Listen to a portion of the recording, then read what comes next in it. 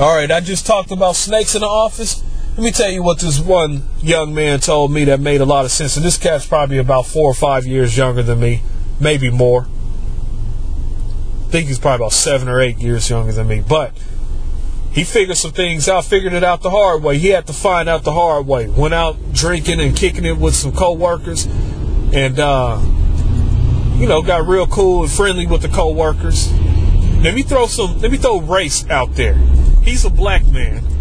And those co-workers were white folks. And I'm not saying every white person fits this description or every black person has had this happen to them or it will happen to them. But I'm going to put it out there anyway. He got out there kicking it, hobnobbing, shooting the breeze, tapping bottles, hee-hawing and laughing and jim-jawing and all of that type of stuff. And some stuff got out that wasn't too cool. They twisted up something to the point where he said, hell no, I ain't doing that no more. In essence, brother man got burned. And he had to learn that hard lesson. That very, very hard lesson that the black man can't go out getting drunk with the white folks if you don't know them very well. And those were just co-workers. Definitely just co-workers. But they burned them. This other black man had enough sense to see this one white man throwing down drinks in Mexico.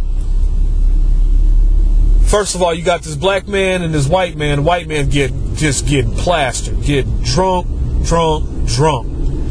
And he said, oh no. He left early because it was about to get kind of hairy in there and scary.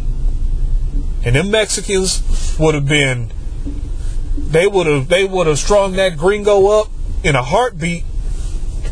And let me tell you something, the black man was like, look, I ain't gonna get strung up along with him when he start talking stupid, because see, that's what a lot of white folks do. They get drunk and they start talking stupid. You start hearing how they really feel. Well, the young black man that I know of that I was just talking about, when he said he doesn't go out having drinks after work with the co-workers. See, because he knows, he found out that, yeah, they'll start letting a couple of nigger jokes slip. They'll start letting a couple of colored folks and all of that type of stuff. They start letting that stuff slip out. And then next thing you know, somebody gonna get bust in the mouth.